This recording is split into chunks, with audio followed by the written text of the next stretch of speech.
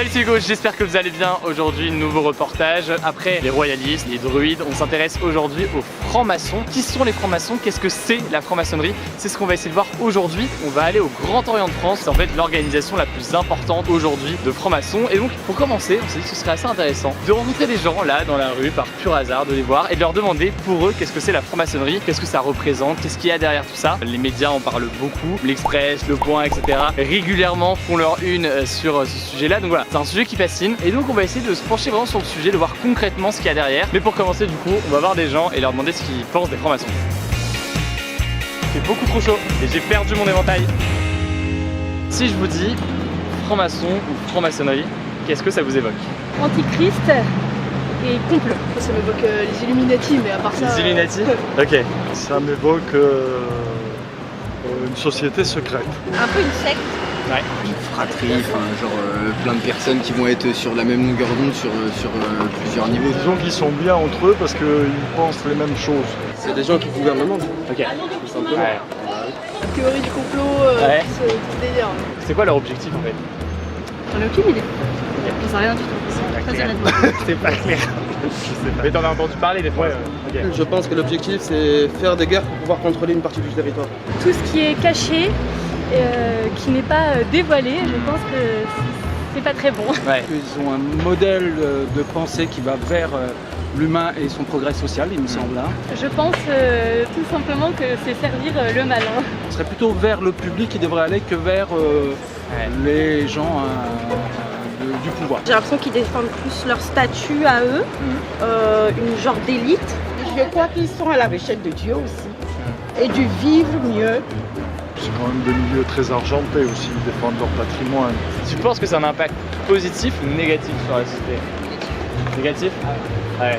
Je sais que dans le temps où on faisait des sacrifices humains, la franc-maçonnerie pratique. Voilà. Des sacrifices humains? Ouais. Ok. Vous aimeriez être franc-maçonne? Non. Pourquoi? Non, bah parce que c'est directement on s'étiquette et on se retrouve dans un truc, je vais être franc-maçonne ou je vais être ceci, donc non, déjà non. On le devient pas. Ok. On l'est ou on l'est pas, c'est héréditaire, c'est pour ça que ça se fait pas. Ok. Si on pratique les sacrifices humains, vraiment, je n'aurais pas envie d'être dans ce milieu. J'en ai connu un, c'est un mec très sympa. Merci beaucoup madame. Merci, Bonne journée. au revoir. Portez-vous Merci beaucoup. bien. Bon, les retours étaient assez intéressants. Bon, il n'y a pas de grosse surprise sur les retours des gens. Le côté en apparence secret des francs-maçons, c'est ce qui fait peur. Et il y a pas mal de gens qui pensent effectivement c'est une organisation qui veut contrôler le monde. Et c'est un retour qui revient assez souvent. Mais en même temps, il y a d'autres personnes qui disent au contraire que c'est une organisation qui permet d'échanger, d'avoir des débats d'idées, etc. Et donc au final, c'est pas si mal que ça. Donc c'est un peu les retours qui sont le plus ressortis. On va aller voir du coup le Grand Orient de France et répondre à toutes ces questions.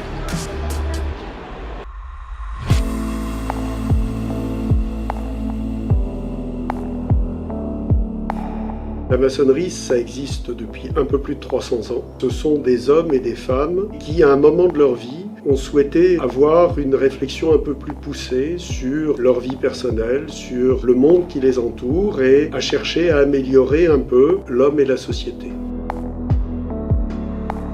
Donc là, on est dans un temple. C'est ça, on est rue Cadet, donc au siège du Grand Orient de France, et on est dans un des temples qu'il y a ici. Et toi, tu es franc-maçon. Ouais. Et tu es maître. Est-ce que c'est comme ça qu'on doit t'appeler? Comment ça se... Quand je suis donc ce qu'on appelle en tenue, c'est-à-dire nos réunions 2 fois par mois, là je suis considéré comme maître. Mais le reste du temps, je suis moi, j'ai pas de grade, j'ai pas de degré. Et t'as quel âge si c'est pas indiscret pour... J'ai 26 ans. Ok. On peut rentrer en fait en maçonnerie dès 18 ans. C'est la seule condition. En franc-maçonnerie, c'est ça la particularité, dans les loges on trouve de tout. On trouve, en fonction des régions bien sûr, des agriculteurs, des artisans, des chefs d'entreprise, des professions libérales, des fonctionnaires, de tout.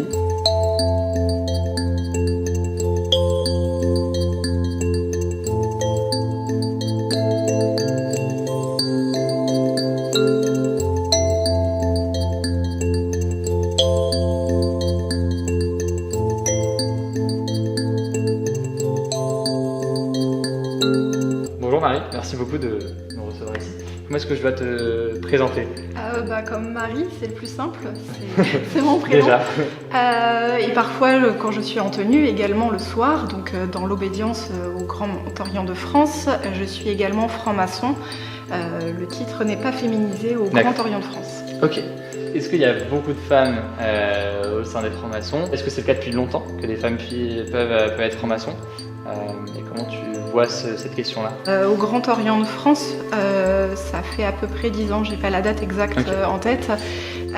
Que des femmes peuvent être également au Grand Orient de France, mais elles peuvent l'être également dans d'autres obédiences, soit complètement féminines, soit mixtes. On est plusieurs et progressivement, il y en a chaque année dans les candidatures.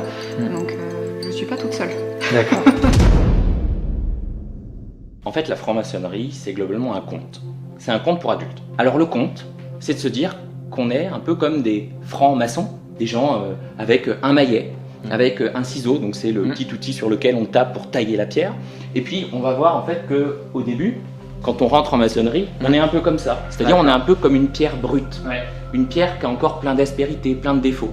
Et puis progressivement, en taillant sur sa pierre, c'est-à-dire en travaillant sur soi, eh ben, on va peut-être devenir une pierre un peu plus lisse, un peu plus taillée. Et l'objectif, c'est simplement de chercher la perfectibilité, donc l'idée de s'améliorer en permanence, et de se dire qu'on peut toujours faire mieux.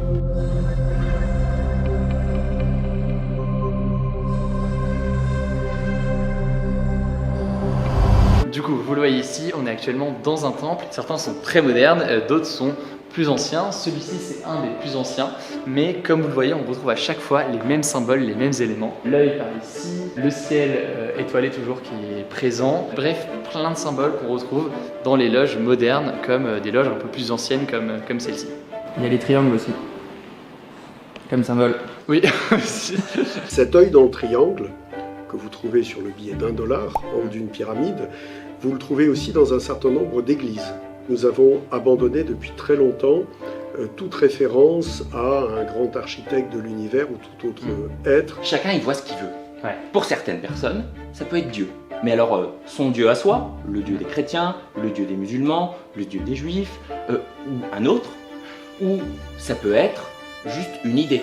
Moi, je crois qu'il n'y a pas de Dieu, et bien, quand je vois ça, pour moi, c'est un symbole de connaissance. Je me dis juste qu'il faut avoir l'œil ouvert en permanence, et donc tout regarder, tout voir, tout prendre en compte, donc la connaissance en tant que telle.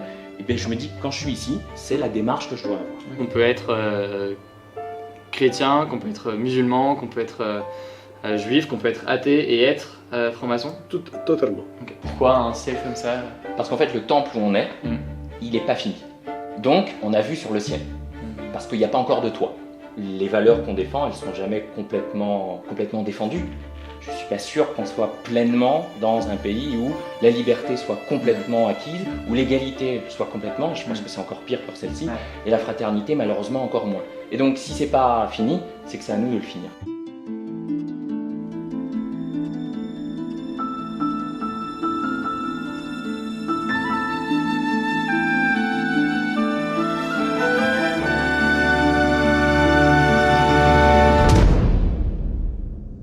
Moi, je connaissais aucun franc-maçon. Sur le site, il y a un onglet.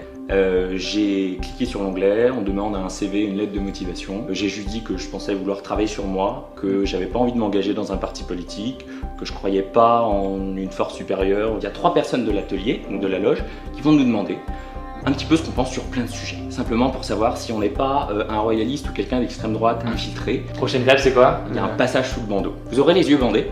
D'accord. Et puis, on va vous poser des questions. Puis à la fin, les gens vont voter pour ou contre.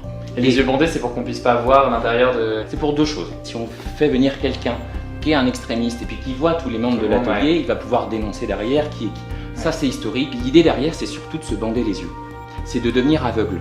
De devenir aveugle à soi-même et puis aux autres, pour se concentrer uniquement sur ce qu'on dit. On n'est pas attiré par le regard, par les lumières, par les visages des gens. On ne voit rien et on ne peut simplement que se concentrer sur ce qu'on va dire. Ensuite, les gens votent et puis quelques semaines plus tard, quelques mois plus tard, le temps et la patience, la tempérance sont vraiment des vertus fondamentales pour un franc-maçon puis pour la franc-maçonnerie. Et donc l'idée derrière, c'est d'être initié. On va vous faire vivre, entre guillemets, une expérience personnelle. On ne le dit pas, parce que si vous le savez d'avance, vous allez perdre en fait cet aspect découverte. Un principe hyper important en franc-maçonnerie, c'est qu'on n'a jamais le droit de se couper la parole. Quelqu'un qui prend la parole, on l'écoute du début à la fin. On ne l'interrompt jamais. C'est fondamental. Et ce qui permet ça, c'est ce qu'on appelle la triangulation de la parole. Donc, si on est là, On va demander la parole, et puis c'est la personne qui est là-bas qui va demander à la personne qui est là. Et la personne qui est là va dire oui, et donc la personne qui est là-bas va nous donner la parole. On est toujours soumis à la volonté des autres et de ceux qui ont été élus. Le principe électif, démocratique, c'est essentiel. Tous les gens qui ont les postes dont on parle là sont des gens qui sont choisis chaque année et en qui on a confiance.